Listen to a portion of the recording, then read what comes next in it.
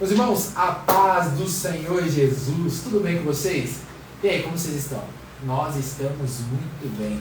Hoje a gente vai ter um papo abençoado com o Diácono Jackson. O Diácono Jackson congrega na presbiteriana, na parte ali do Veracruz. E hoje ele veio para batermos um papo aqui, contar um pouquinho da sua experiência, do seu testemunho. Tenho certeza que vai ser edificante para a sua vida e tenho certeza que através desse testemunho Deus ele vai tocar bastante em você. Varão, tudo bem, Varão? Na paz? Como você está? Bem, graças a Deus, a paz do Senhor Jesus a todos, uma boa noite. Estou bem, graças a Deus. Amém, que bênção. Varão, você nasceu onde? Olha, eu nasci numa cidade chamada Valença, que fica ali na Bahia, né, próximo ali de Feira de Santana, Santo Antônio de Jesus, cidades ali próximas Na Bahia. Bahia, sou baiano. Minha mãe é da Bahia também. Bahia é uma terrinha boa. Sempre que eu tenho oportunidade eu vou passar as férias lá, eu gosto bastante. Bahia é um lugar muito, muito bom. Varão, quando você morava na Bahia, muito pequeno, você já era cristão? Você nasceu num berço evangélico? Olha, da parte dos meus pais, não. Mas a minha avó, ela era evangélica. Ela era evangélica. Quando eu era pequeno, eu e meus irmãos, ela fazia questão sempre de levar a gente para a igreja. Meus pais, apesar de não ser evangélico, eles não iam, mas ela, como era evangélica, ela levava a gente sempre. Ah, seus pais não iam, mas todas as vezes que ela ia, ela levava você. Ela levava a gente. Escolinha bíblica dominical lá das crianças, lá, isso, você estava em todas. Isso, porque meu pai e minha mãe sempre trabalharam, né? E a gente era pequeno e minha avó era sempre do lar, né? Trabalho do lar. E quem criou mais a gente, devido ao trabalho dos meus pais, era minha avó. E aí a gente conviveu mais com ela, né? Passaram mais tempo com ela. Isso. Então, de uma certa forma, ela foi incentivo, né? Para você conhecer a Deus assim na sua infância, né? Sim, eu conheci o Senhor Jesus através da minha avó. Que bênção, que bênção. E como que foi a sua conversão? Como que se deu, assim? Quando você era pequeno, você foi com a sua avó, mas sim, até aí você não era... Ia porque tinha que ir mesmo, não tinha um contato com Cristo, né? Não. E como que ocorreu a sua conversão? A minha conversão, para a gente assim, ter uma base, eu preciso falar um pouquinho do meu passado, né? Fica à vontade, Varão. Porque eu me converti aqui em São Paulo, né? E na minha juventude, né, como eu falei, né, minha avó, quando eu era criança, minha avó levou eu para a igreja, né? Só que eu nunca prossegui a fundo, né? Quando eu fui crescendo, na parte da adolescência, eu acabei não indo mais, né? Mas guardava sempre aqueles momentos no meu coração, né? Tinha um conhecimento. E na minha fase de adolescência, né, meio que eu acabei entrando no mundo errado, né, no mundo das drogas, né, devido às amizades, né, e acabei me afundando aí nesse mundo aí das drogas, que já me acarretou mais ainda para me levar para o mundo do crime, né. Felizmente, né, eu acabei na minha adolescência convivendo nesse meio aí. Isso com quantos anos que você começou? Com 14 anos. Né? Com 14 anos eu comecei a conhecer, né, a droga, né, que eu não conhecia. Comecei, né, a ser dependente ali da droga cannabis, né? Eu era dependente dessa droga. Né? A partir do momento ali que eu conheci, né, acabei experimentando, né? É uma coisa que muito jovem acaba fazendo também, de experimentar, e aí eu acabei virando dependente, né? E aí, devido a isso aí, eu fui conhecendo pessoas, amizade, e aí eu fui afundando cada vez mais, né? E é interessante falar sobre isso, porque eu não tinha precisão disso, né? Porque meus pais eram exemplo, sempre foram exemplo para a nossa família, né? E meu pai sempre trabalhou, minha mãe sempre trabalhou, sempre fazia questão de nós concluir os nossos estudos, mas devido a essa atitude que eu tomei na adolescência, né, eu acabei que meio sendo a ovelha negra ali da família, né? E aí veio os problemas aí para minha família, né? Que acarretaram muito sofrimento, né? Porque quando a gente fala de droga, né? Traz muito desgosto para os nossos pais.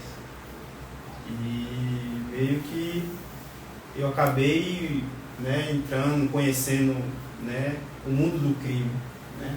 Comecei a fazer coisas que não são lícitas, né? Devido às amizades, né? E eu jovem, eu tinha a mente de querer ter dinheiro, né? De querer ter uma moto, que eu acho que todo jovem na adolescência, acho que é um sonho, eu tinha um sonho de ter uma moto, né? E acabei que eu achei que eu vivendo essa vida, eu ia conquistar as coisas fácil, né? E acabou que acarretou muitos problemas na minha vida, eu sofri muito, né? Devido a essa atitude e trouxe muito desgosto com meus pais. E aí o que é que acontece? Comecei a fazer coisas, né, ilícitas, né? Como a gente já vê aí no mundo de hoje, né? A roubar, né? Cheguei a traficar, né? Vender entorpecentes, tudo por causa de uma atitude, né, que eu tomei na minha adolescência, né? E foi muito difícil porque foi muito sofrimento para a minha família. Como você diz, isso não foi por exemplo, né? Porque pelo que você falou, seu pai e sua mãe sempre deram um exemplo muito bom, né? Trabalhava, tanto seu pai quanto sua mãe, então basicamente a gente olhava era sua avó, né? E aí devido a você começar a se envolver com algumas pessoas, você foi influenciado ainda muito novo, com 14 anos, a entrar nessa vida, né? E aí a partir daí você começou então a traficar, começou a roubar, e foi nesse meio tempo aí que você teve um encontro com Jesus. O que aconteceu? Você passou por alguns momentos realmente difíceis? O que ocorre depois que você entrou ali e você falou, não, essa vida não é a vida que eu quero, não é a vida para mim? Então, aí a partir do momento que, né, eu estava já nesse meio, né, meus pais, minha mãe, ela começou a buscar ajuda, né, porque toda mãe, né, o sonho dela é ver o seu filho bem, ver o seu filho cidadão de bem, né, trabalhador, terminar seus estudos, exercer uma faculdade, né, é o sonho de toda mãe, né. E minha mãe não era evangélica, como eu falei, né. E aí a partir desse momento minha mãe começou a ir para a igreja, né, buscar ajuda, né, porque os conselhos que ela dava para mim, ela viu que não era suficiente, ela estava surtindo efeito, né? Sim, ela falava, né? Pra você ter ideia, minha mãe só dormia quando eu chegava em casa. Às vezes eu chegava às 3 horas da manhã, minha mãe estava na janela me esperando, chorando. E eu via ela, quando eu chegava, que eu via ela ali drogado, né?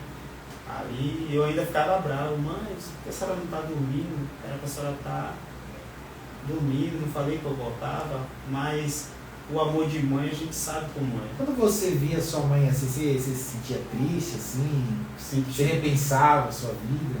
Eu sentia triste, mas eu não demonstrava para ela, sabe?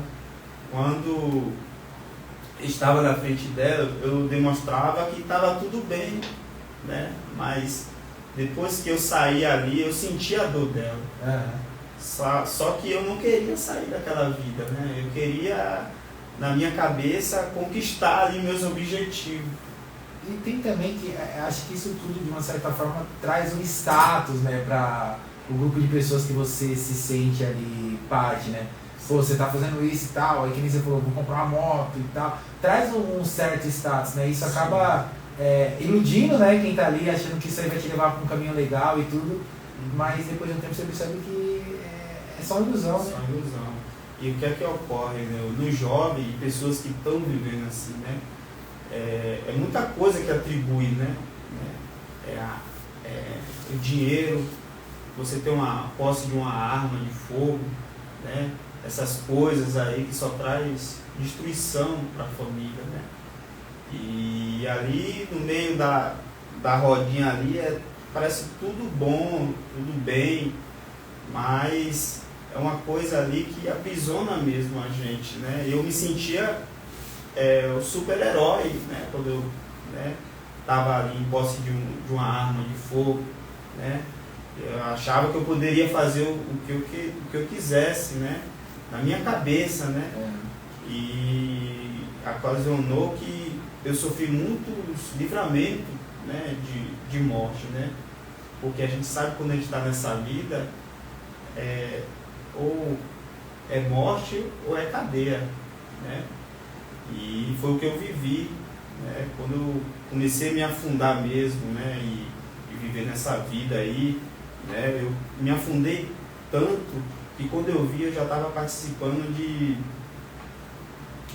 facção criminosas ali, né?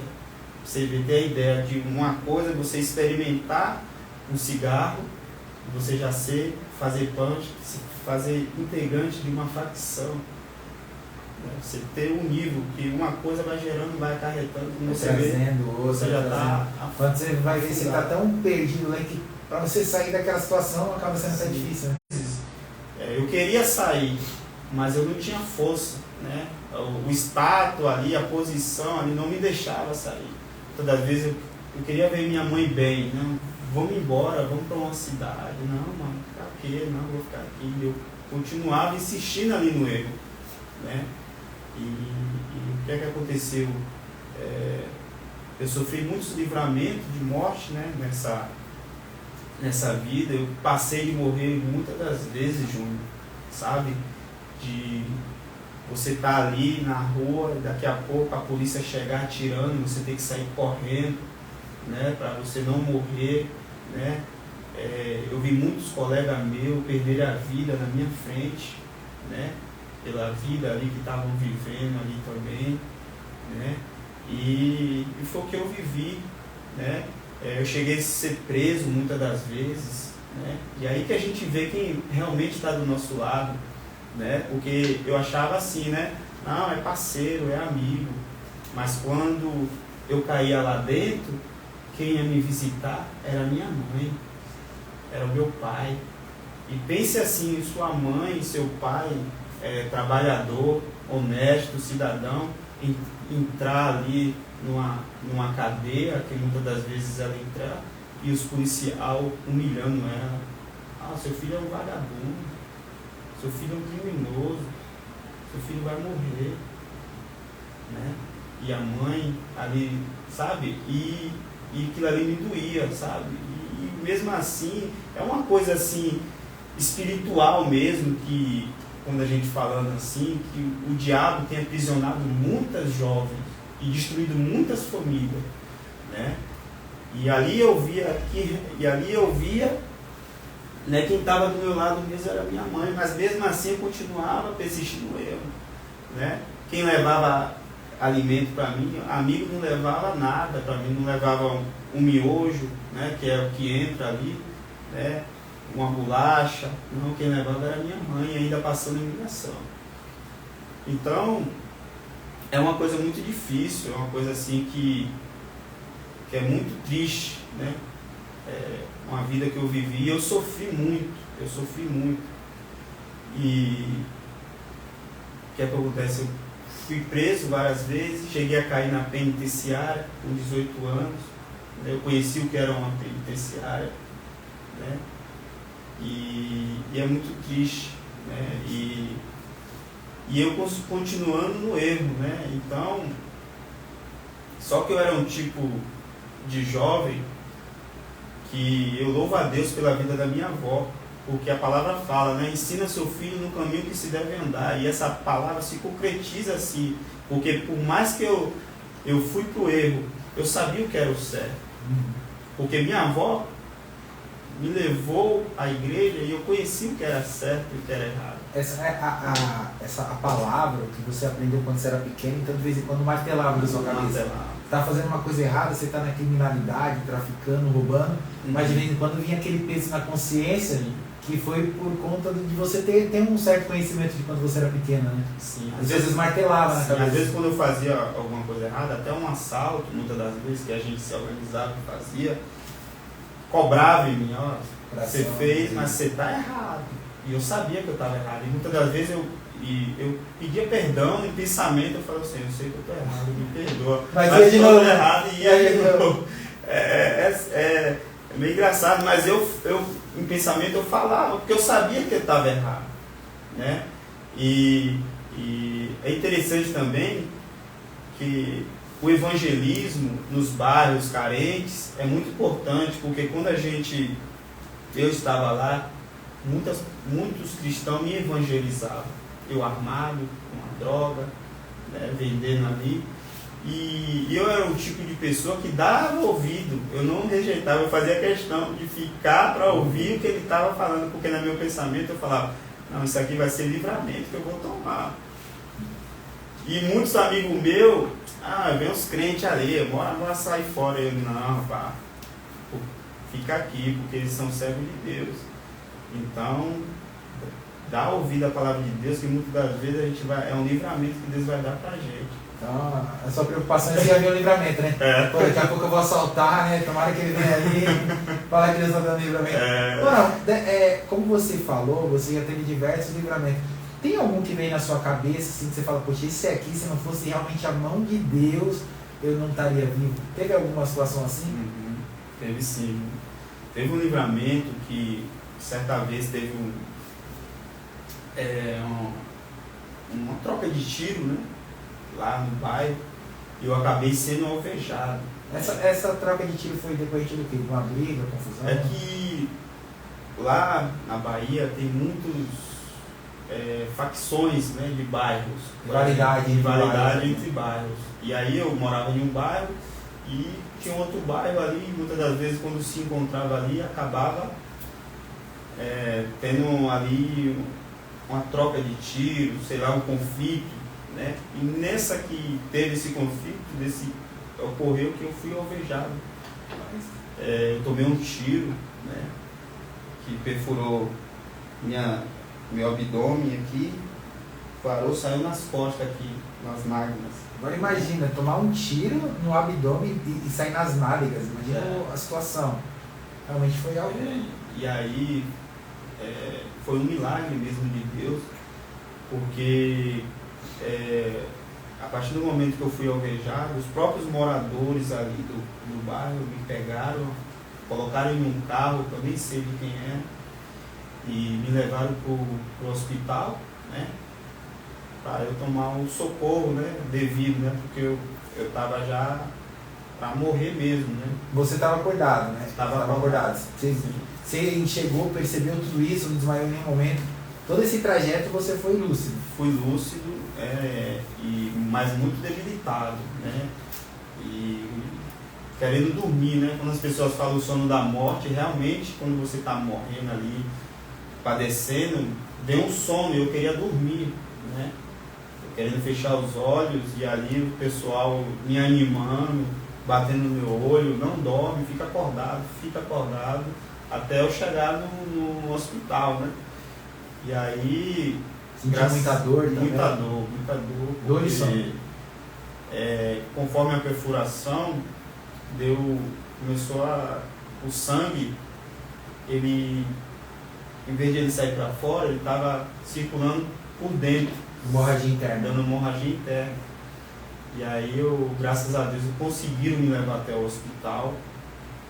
Só que quando chegou no hospital, né, todo hospital tem um policial, um plantonista, e ali o pessoal procura ver a procedência ali do que ocorreu e tal. E nisso que ocorreu, que eu cheguei ali, eles perceberam que eu fazia parte, né, ali de alguma organização ali, ilícita ali, de algum bairro, que estava fazendo alguma coisa errada. E ali me colocaram em uma maca, né, e não me deram socorro, não me deram atendimento. Nem os primeiros socorros prestaram para você? Nada. Você estava perfurado de bala, estava numa maca aguardando, eles estavam lá, mas não se movimentaram para fazer nada? Não se movimentaram para fazer nada. E veio perdendo sangue. Perdendo sangue. E eu gritando, gemendo, pedindo socorro, né? E o médico plantonista, que estava de plantão, veio, me olhou,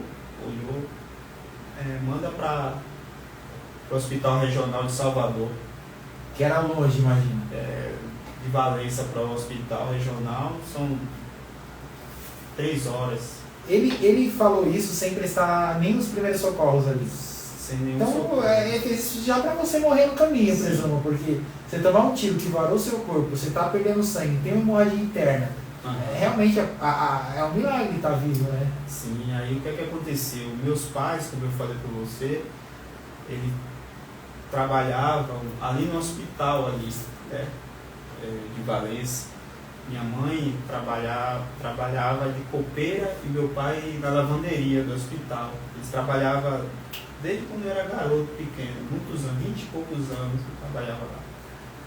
E ali, ao eles saber da notícia que eu estava alvejado, eles já foram lá, me viram na maca. Falou, inclusive, com esse médico, mas o médico não deu muita atenção. E aí, você sabe como é um pai e uma mãe vendo seu filho numa maca, perto de perder a vida.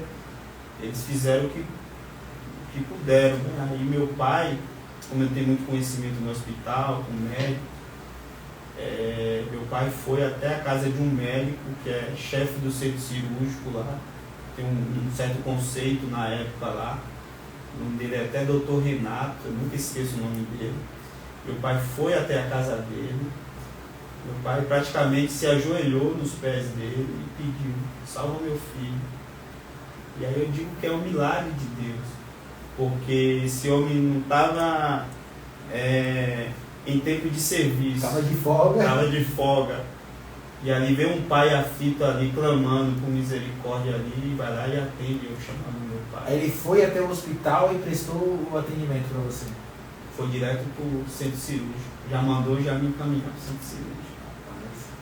E aí fizeram a cirurgia, abriram minha barriga, né, costuraram ali tudo que tinha de ser feito, né? E aí, graças a Deus, a cirurgia correu tudo bem e eu fiquei de observação, né? Aí no outro dia ele fez questão de ir até na minha sala onde eu estava após cirurgia, onde eu estava me recuperando, e falou comigo, mesmo assim, Júnior, olha, eu não sei se você serve algum Deus, se você é cristão, eu sei que de duas coisas uma, ou era para você estar morto, ou era para você estar de cadeira de roda. O livramento de Deus, né? Mas eu vou te falar, isso aqui foi o milagre de Deus na sua vida. E aí foi um momento assim que foi um milagre mesmo na minha vida, que Deus me deu esse livramento, né? E eu estando no hospital ainda, Deus colocou um rapaz que é evangélico, um amigo meu, que sempre me evangelizou, né? Onde eu estava ele me evangelizava, o nome dele até é João Batista, né? Eu estava lá embaixo fazendo coisa errada, ele falava de Jesus para mim. Estava na vez que eu fiquei preso no presídio, ele me evangelizou dentro do presídio. Estava no hospital costurado, ele me evangelizou lá no hospital. Nesse dia eu acabei até aceitando a Jesus, né? Aceitei ao Senhor Jesus e foi de coração, né? Mas após eu fiquei bom, saí e acabei voltando de novo. Esqueci de aceitar Jesus. Errado, mas o homem é uma bênção, graças a Deus, eu louvo pela vida dele, é amigo meu, a gente fala, conversa sempre, né? E aí eu acabei voltando para lá de novo, né? Para o caminho errado de novo. E aí, com o passar do tempo, você falou o que fez eu vir para São Paulo. Teve uma operação lá, né? Lá na minha cidade. E acabou que nessa operação lá, eu estava em um lugar lá, né, onde a polícia, né, eles fazem estudo, né, eles faz muitas pesquisas e todo ano faz essa operação, né? A polícia de inteligência. E acabou fazendo essa operação e tipo que eles fizeram uma emboscada para pegar quem tivesse ali, né? Mas eles já sabiam quem era quem, sabia quem eram os alvos e tudo. Né? Sabia. Já foram cientes de cada pessoa. Porque era a polícia de inteligência, né? E tá monitorando. Eles monitoram, faz toda uma pesquisa, justamente para quando fazer a operação não ter erro. E o que é que acontece? Eles fizeram essa operação, fizeram bem elaborada e o que é que acontece? Eu estava nesse lugar, nesse dia, né? Justamente quando estava armada a operação, e fizeram uma emboscada, né? E nessa emboscada eles já sabiam onde a gente corria. E o que acontece? Aí quando a gente correu, e só eu fui pro lado onde eles estavam. É o que? Região de mata, alguma coisa assim? Região de mata. Tinha uma mata assim, onde a gente costumava evadir, né? Correr quando visse a viatura. A gente sempre corria. Só que eles já estavam programados já para ser emboscada, justamente para não ter escapatória. E aí eu corri em direção onde eles estavam e me debati de frente com eles. Né? Parou com os policiais que estavam fazendo a operação. E aí aquele caso, né? Veio um filme na minha mente. Né? Agora já era, agora sim. Escapei do tiro, mas essa aqui. Você vê, né? Deus estava já me dando tanto livramento, eu tinha acabado de tomar um tiro, fui para o hospital, o médico fez cirurgia. Era recente? Era recente. Então era bem perto. Tinha coisa de 3 meses. Rapaz, 3 meses todo arrebentado e você tava. Tinha acabado de sair da penitenciária. Tinha aceitado Jesus e tava do presídio e me debati de frente com a equipe operacional da polícia. Aguentei correr. Porque eu já tinha cicatrizado né, a cirurgia. Porque quando eu tomei o tiro, né, um pouco depois que eu saí do hospital, eu fui preso. Aí eu fui preso, eles me pegaram com um porte de arma, né, ilegal. Né, e aí acabei sendo transferido para a penitenciária, né? E aí eu fiquei lá em torno de 3 meses e meio, mais ou menos. E aí quando eu saí, passou mais uns 5 meses, mais ou menos, eu na rua. E aconteceu isso? E aconteceu essa operação. Então devia ter uns 8 meses após isso, 7. Nessa base. Aí você chegou, quando vocês evadiram ali pela parte região de mata, você se deparou com os policiais que estavam ali à espreita. Sim, sim. Aí o que é que acontece? Aí quando eu vi ele, eu disse, pronto, agora acabou. Estava armado nessa hora? Estava armado, entorpecente na mão, fragante total. Arma, droga ali. Tudo junto. E eles estavam todos com calibre pesado. Calibre pesado, a polícia quando faz esse tipo de operação, eles não querem nem prender. Ele já vai justamente para executar mesmo. A intenção era matar. Porque era indivíduos de alta periculosidade, né? Então, e armada ainda. Então eles vão já para fazer o serviço mesmo. E aí, Júlio, quando aconteceu que eu me bati com eles, aí eu gelei, né? Eu gelei, agora acabou. Só que veio um filme na minha cabeça, né? Eu pensei na minha mãe, nos conselhos que ela dava. Pensei nas pessoas que oravam por mim. Pensei na minha filha, que nessa época eu tinha uma menina, eu não ia ver mais ela. E eles deram a voz para eu me entregar, largar a arma e se entregar. Só que eu sabia que eles não iam me prender. Sabia que eles iam matar, né? Sim. E aí o que é que acontece? Eu virei as costas e corri. Nessa que eu corri, eles defagaram.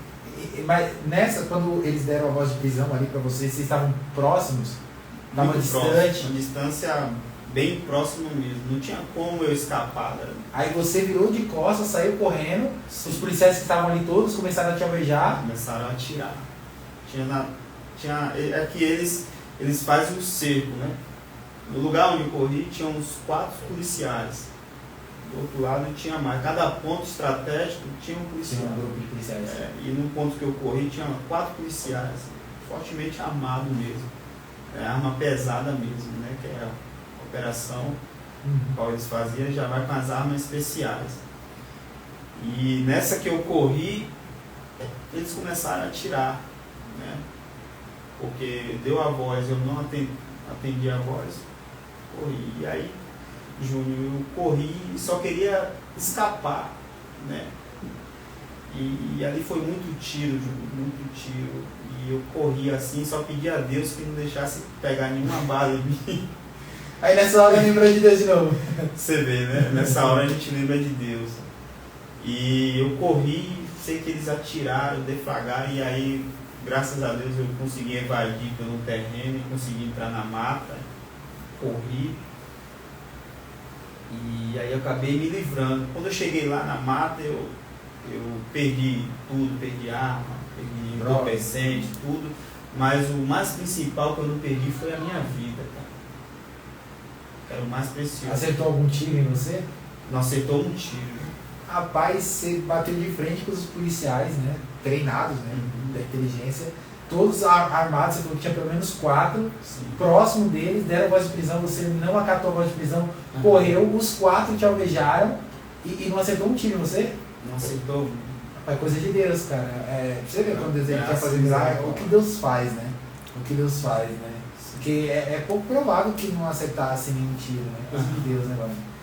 E quando eu vi que eu tinha escapado, e eu vi que estava livre mesmo do perigo, e aí eu olhei braço, né? Porque quando você está ali na adrenalina, que você corre, seu sangue está quente. Você não sente, né? Você não sente. E aí eu olhei tudo mesmo para ver se não tinha pegado nada.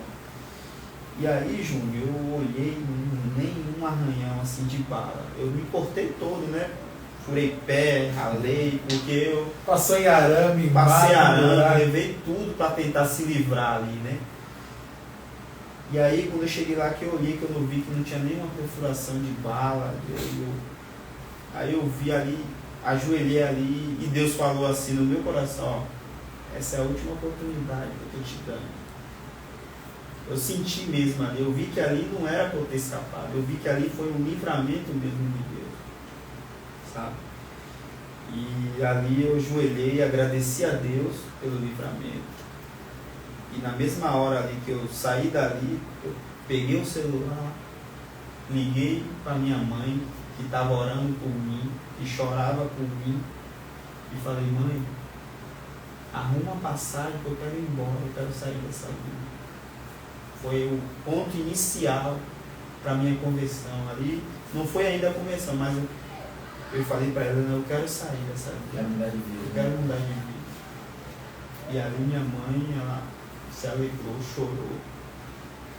E quando eu falei isso para ela, porque ela falava diversas vezes, vamos embora, vai embora, eu compro a passagem, sai dessa vida. E eu batendo na mesma tecla. E aí minha família se reuniu, ajuntaram todo mundo, compraram passagem. Eu fiquei 2 dias escondido numa casa, mudava de casa toda hora. Com medo quando a gente está nessa vida, Júnior, você não tem paz. Eu dormia sem saber que eu ia acordar no dia seguinte, sabe? Eu dormia, eu mudava de casa toda hora, porque diversas vezes a polícia invadindo e eu tinha que sair pelo fundo correndo muitas vezes. E eu sabia que a qualquer momento eu podia perder a minha vida, sabe? E eu pedia a Deus, por mais que eu vivia nessa vida, eu pela minha vida. Pessoas que eu nem conhecia oravam pela minha vida. Ajudava minha mãe em oração, a minha avó em oração. E é interessante porque todos esses livramentos que eu tive Aí às vezes muitos amigos falavam para mim, falavam assim, você teve sorte. Mas eu no meu coração eu falava, não, sabia que era Deus. Eu fazia questão de falar para eles, é Deus que me deu o livramento. Foi o livramento de Deus. Não foi porque eu fui bom, não foi porque eu subi correr, não.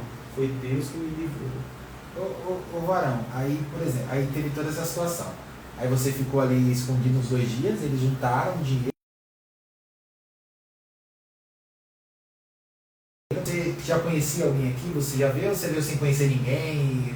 Vou pra lá e chega lá eu me viro? Então, quando eu vim aqui para São Paulo, tinha um amigo aqui que estava aqui, que era amigo meu, que já viveu também a mesma vida, e é quase tipo a mesma história. Mudou para cá para também se afastar disso. Exatamente, para trabalhar, para sair dessa vida e viver uma vida digna. E ele estava vivendo dessa forma? E ele estava vivendo aqui dessa forma. Só que no dia que ele veio para cá, alguns anos,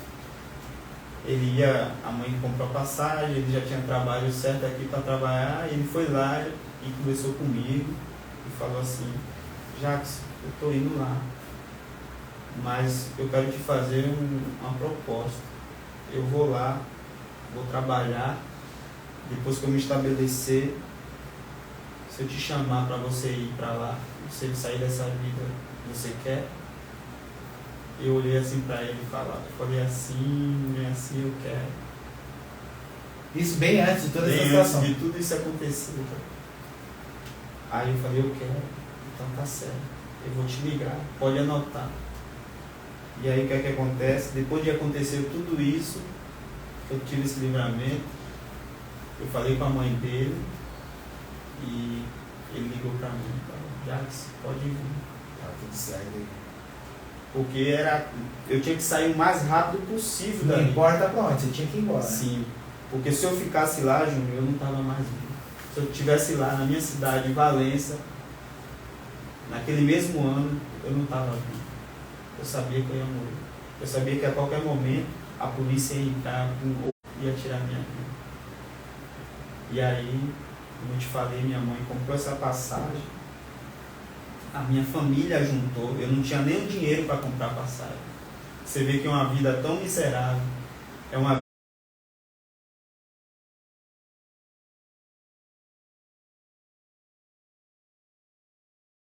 família, cara. Eu queria ser feliz, mas e aí minha mãe comprou 3 horas da manhã, o táxi parou, sem ninguém na rua e eu com medo.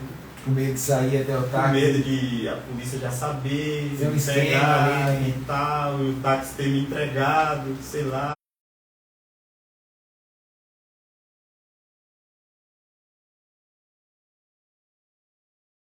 Pra cá. Nem mala tinha. E aí minha mãe, meu pai, na rodoviária, me abraçou, me beijou, feliz, alegre. Nunca tinha visto minha mãe tão feliz igual aquele dia, pelo fato de eu estar saindo daquela vida. Me abraçou, entrei no ônibus, vim aqui para São Paulo. Cheguei no Tietê, esse amigo meu estava lá no esperando, me pegou, me deu abrigo, até eu conseguir um emprego e me estabelecer. E hoje eu estou aqui 13 anos. 13 anos. Honra e glória do Senhor Jesus. Mas nesse período que eu vim, eu ainda fiquei um tempo, ainda não vim logo para o Senhor Jesus, né? Mas não fiz coisa errada aqui. Aí você já não estava usando droga, não estava roubando, não fazia mais nada. Só entorpecente ainda, como eu era dependente da cannabis, eu ainda usava. Você usava maconha ainda, né? Isso, eu usava maconha. Sempre fui dependente de maconha. Mas criminalidade você havia parado, já Parei. não praticava. A partir do momento que eu vim pra cá, o pensamento é trabalhar. E aí eu consegui, trabalhei, mas ainda faltava algo, né? Porque, como eu te falei, eu usava, era dependente da maconha e também estava destruindo a minha vida, de certa forma. E aí eu fui, consegui um trabalho, consegui, né, me estabelecer aqui, conheci a cidade de São Paulo, né, graças a Deus. Né? Deus é tão bom, Júnior, que quando eu cheguei para aqui, eu fui no Poupatempo, porque eu precisava arrumar trabalho. E para você arrumar trabalho, você tem que ter documento, antecedente. E eu fui no Poupatempo de Santo Amaro com medo, cara, porque eu não sabia como estava a minha situação. Mas eu pedindo a Deus, Senhor, não deixa acontecer nada não, porque quando eu, antes de ir, o colega falou, olha, você não tem nada não, tá tudo certo. Eu digo, pela fé tá tudo certo. Deve estar tudo. E eu fui, Júnior, nossa, rapaz, com medo de eu ficar lá. Eu digo, mas Deus é tão bom que eu pedi uma chance para ele. Cheguei lá, tirei um antecedente, não deu nada. Eu consegui trabalho aqui em São Paulo. Rapaz. Você vê. E daí até a sua conversão, demorou muito tempo? Demorou uns 3 anos. 3 anos? E como que se deu essa conversão? Como que ela ocorreu? Aí foi dessa forma. 3 anos, eu trabalhando, né? Viciado em maconha, né? Trabalhando e tal. Aí chegou um momento que eu fui demitido devido a umas confusão que eu acabei me envolvendo no trabalho. Eu trabalhei muito com construção civil quando eu cheguei aqui. Isso aí já tinha uns 3 anos que você estava trabalhando lá. E aí acabou que o patrão lá, eu me desentendi com ele e me mandou embora. Né? E nessa época eu já estava com 2 crianças dentro de casa e pagando aluguel, né?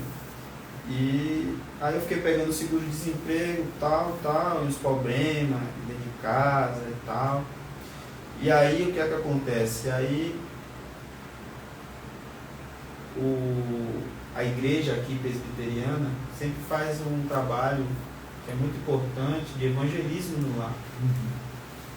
Nessa que fez esse evangelismo no lar, foram lá na minha casa. O pastor Damião, o missionário Carlos, a irmã Neide, foi com os irmãos lá do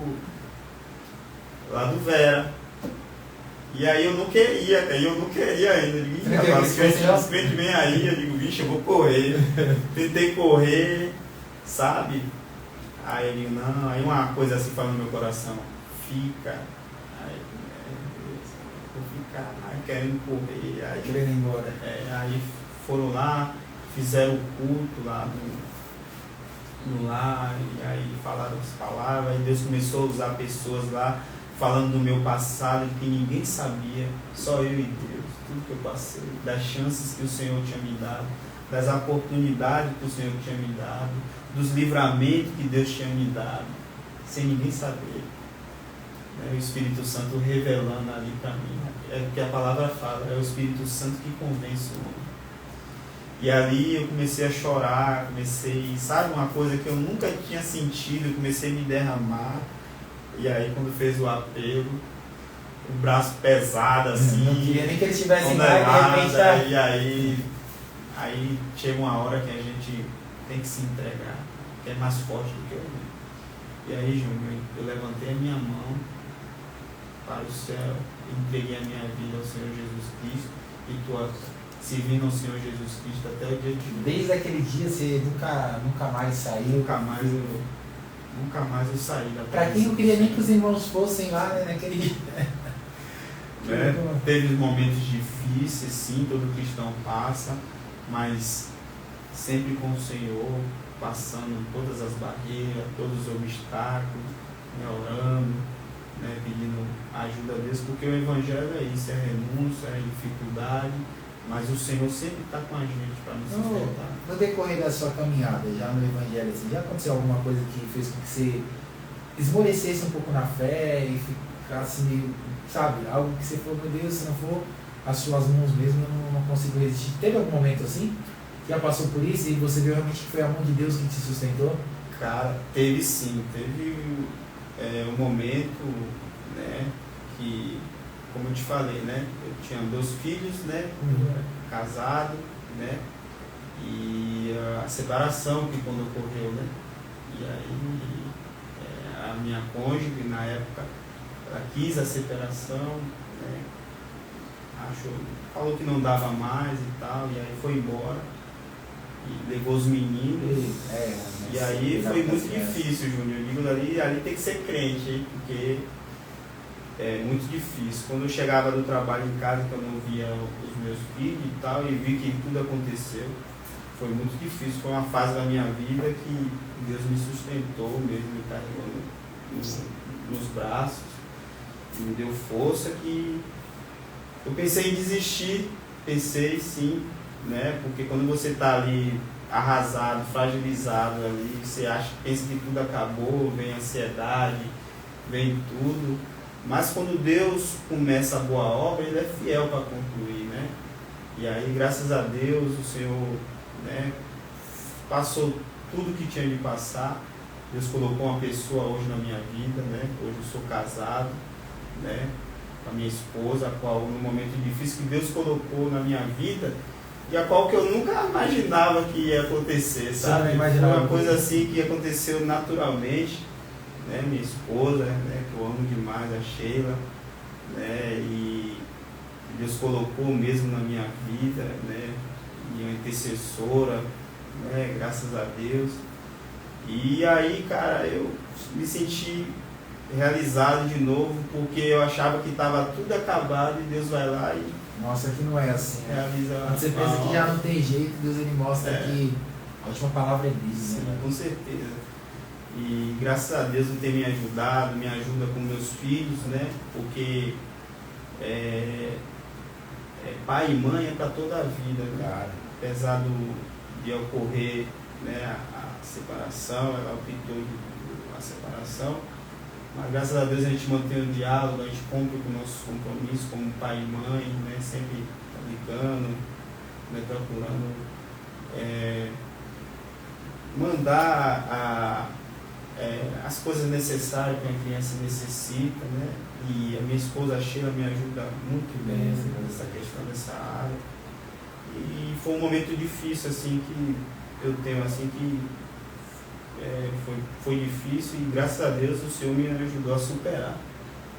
E, graças a Deus eu sou feliz, estamos aí. Inclusive, recentemente você virou pai de novo, né? Virei pai, ó, né? Meu filho. Foi um milagre também, né? Mais um milagre. Por aí. Exatamente. Um o Carlos Eduardo, né, meu filho, nasceu recentemente, dia 28 de março, quase no dia do meu aniversário. Eu nasci dia 27 de março, meu filho nasceu dia 28 de março. Olha o presente de Deus. E aí, meu filho nasceu de 30 semanas, né, 7 meses. Prematuro, né? Prematuro. Passamos aí uma etapa também aí que foi muito difícil, né? E toda hora no hospital e tal, vendo o desempenho, né, do nosso filho, a equipe médica sempre ali dando os cuidados para ele. Como foi sexta-feira agora, a igreja orando, né, que é a igreja intercedendo pela vida do nosso filho, muitos irmãos orando, e o que faz a diferença, né? A Bíblia fala que a oração de um justo pode muito seus efeitos, e faz, né? Porque a oração, eu sou fruto de oração. Se eu estou aqui hoje, porque foi fruto de oração, de pessoas que oraram pela minha vida. Então, eu digo, se o seu filho está passando uma dificuldade, assim como eu passei, mãe e pai, não desista de orar. Continue orando, crendo, que assim como Deus fez a obra na minha vida, Deus vai fazer também na vida do seu filho, né, ou do seu esposo, do seu marido, seja lá quem for. Porque o nosso Deus, Ele opera, faz realizar o impossível acontecer, porque não há nada impossível que o nosso Deus não possa fazer. O meu filho teve alta sexta-feira, para a glória de Deus, está em casa, né, nasceu de 7 semanas, e está lá em casa com a mamãe, né, já vou ver ele, estamos só agora com a vitória, e é um milagre, Ju, porque ele é um guerreiro.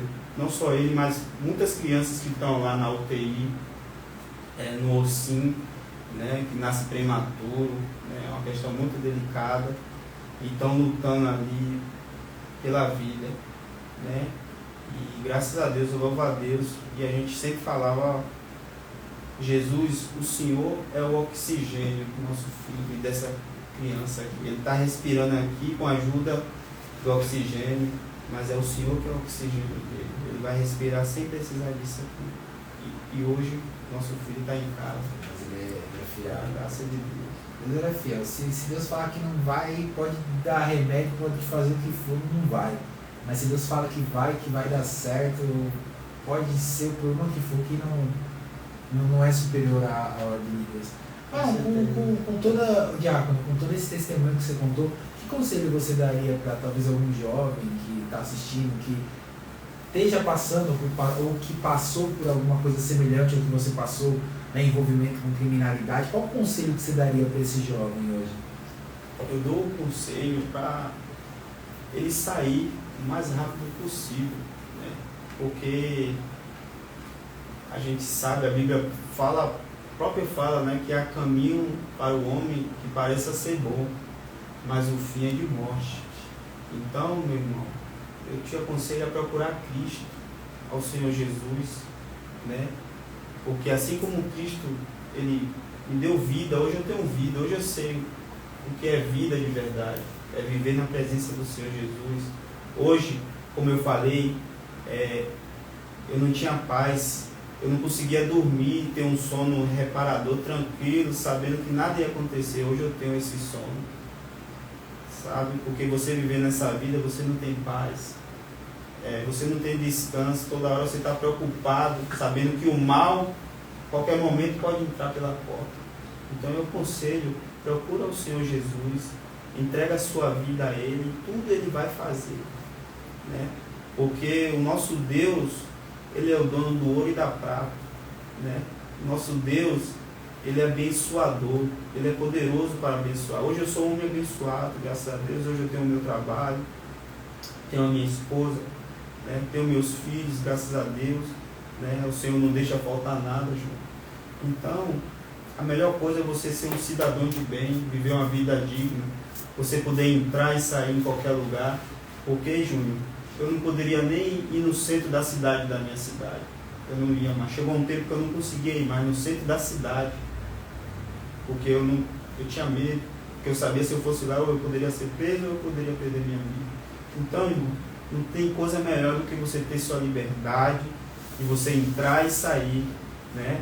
E para a glória de Deus,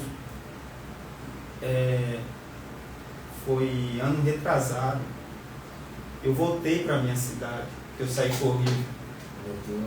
Voltei de cabeça erguida, porque é isso que Jesus ele faz, sabe? Levei minha esposa, a gente foi lá, a Sheila para conhecer a minha cidade, e a gente fomos lá para ver meus filhos também, que estavam lá, né? E eu fui lá de cabeça erguida. Teve gente que me viu lá, não acreditava, né? É isso que Jesus ele faz. Júnior, eu entrei lá, Júnior. Teve pessoas que me viu lá e falou assim, ó, meu filho, chorou. Sabe o que é chorar? Dizer assim, ó, meu filho, vale a pena a gente orar, vale a pena a gente dobrar o joelho, porque hoje eu estou vendo você aqui. Quantas vezes eu orava pela sua vida com a sua mãe, e hoje eu estou vendo aqui você, um servo de Deus, um homem de bem. Sabe, Júnior, minha mãe faleceu em 2019. Está com o Senhor. Em 2019, ela veio aqui me ver. Eu já estava servindo ao Senhor Jesus. E aí ela veio, e foi na igreja com ela, eu levei ela. Ela é cristã também. Ela já estava cristã. Porque, como eu falei, ela já estava orando pela minha vida para eu sair daquela vida. E quando eu vim para cá, nessa fase de 3 anos da minha conversão, aí ela se programou e veio me ver o que Deus tinha feito na minha vida. E em 2019 ela veio. Ficou 15 dias aqui comigo. Nós saímos, fomos para o shopping, passeando, fomos para a igreja, apresentei ao nosso pastor, o pastor conheceu ela. E aí ela retornou em março. Quando foi em maio, o Senhor recolheu ela. Mas Deus permitiu que ela visse a obra da minha vida. Então, quando Deus ele faz uma promessa na nossa vida, Ele é fiel para cumprir. Porque eu creio, Júnior, que tudo isso que aconteceu, esse livramento, esses que eu tive, e que Deus me livrou, é porque Deus tinha uma promessa na minha vida. E também porque tinha pessoas que ali intercediam pela minha vida.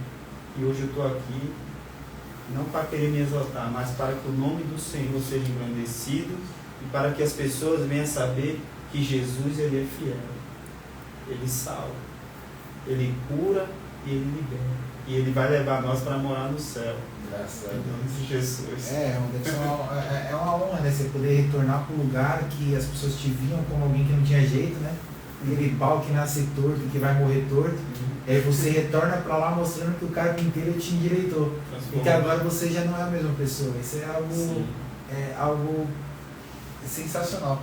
Barão, papo muito benção, testemunho abençoado, que eu tenho certeza que edificou e vai edificar quem assistir depois também. Mas infelizmente a gente tem que finalizar, né? Primeiro a gente ficaria aqui batendo papo mais umas 2 horas, porque imagina que o Diácono Jackson tem história. Nossa. Aí tem história para contar, né? É que eu resumi, né? Se eu fosse contar tudo. Fez a vida dele. Ô Diácono, você faça suas considerações finais para os irmãos aí que estão nos vendo, para quem vai nos ver depois aí também.